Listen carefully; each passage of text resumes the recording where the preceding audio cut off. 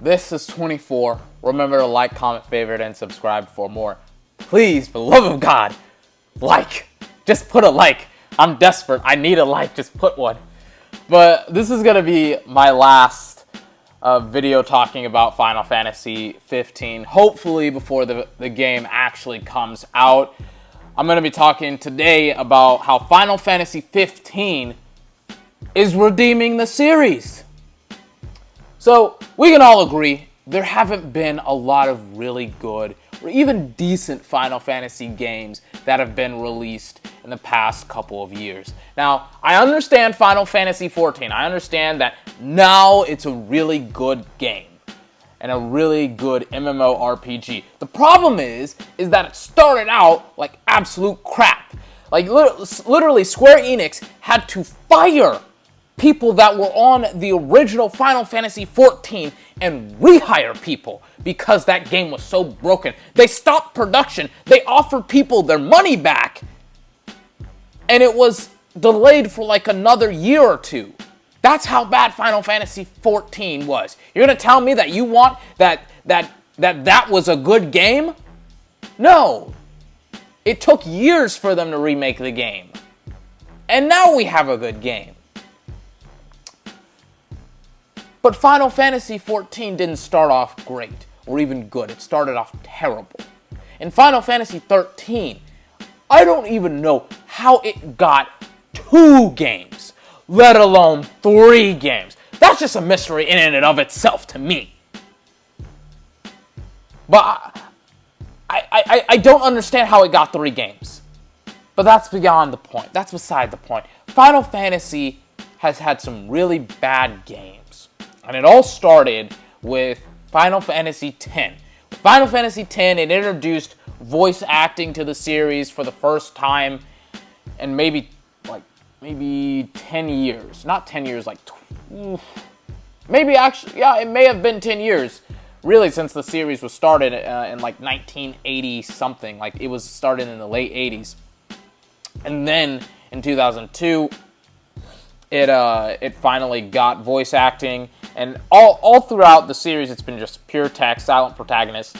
Then you have a protagonist that talks and people hated it. But that wasn't just the only reason. There were some actual problems with the game. They didn't revamp the exploration. They kind of just dumbed it down to a Final Fantasy 13-esque system where it's not necessarily open world and linear. It's more along the lines of just that whole way straight path that Final Fantasy 13 had and a couple of other Final Fantasies also had. But some people also say that Final Fantasy 9 was the initial decline. Not Final Fantasy 9, but 8 was the initial decline. I'm going to completely disagree with that because what people usually say is that every game after Final Fantasy 7 is terrible. Well, of course it is. Like Final Fantasy 7 is arguably one of the top 5 games of all time. It's easily one of the best JRPGs of all time. It's competing with games like Chrono Trigger, Final Fantasy VI, and Xenogears. And it's easily the best Final Fantasy game in the series. I shouldn't say one of the best, one of the better, and one of the top 2 Final Fantasy games in the series. So of course, the series is going to hit an initial decline after Final Fantasy VII, but Final Fantasy IX brought the series back after some very interesting design decisions from Squaresoft, now Square Enix, at that time.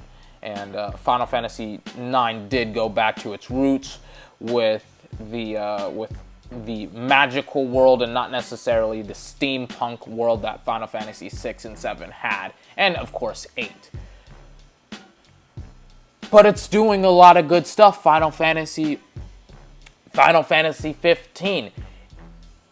It is doing things that are impressing fans of the series that have been with the series for 10 years, 20 years, almost 30 years, as well as newcomers. It has made sure that it now takes into account the fan-based feedback. and implementing some of the feedback that the fans have given to the game director, who I will butcher his name if I try and pronounce.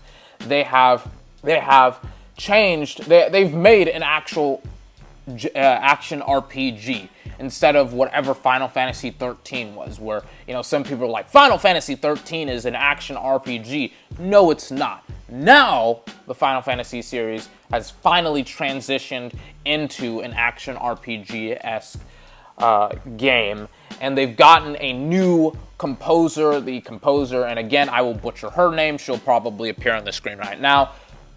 But they put the composer for the Kingdom Hearts series onto this game to try and give the series some meat, some goodness, something to remember it by. Because who remembers Final Fantasy? And I'm gonna dog on Final Fantasy 13 for a little bit, but who remembers an actual track from Final Fantasy 13 that was good? Don't worry, I'll wait. Because there is no one who remembers a track from Final Fantasy 13 that was good or even great. And that's just a few things that Square Enix, surprisingly, is doing to try and make their game better. And this is coming from a company that I've thought of as a company that is only in it for the money. And really and truly, when Final Fantasy 13 got 3 releases, I thought that they were after the money. I thought that they were just banking on Final Fantasy 13 and the Final Fantasy series as a whole.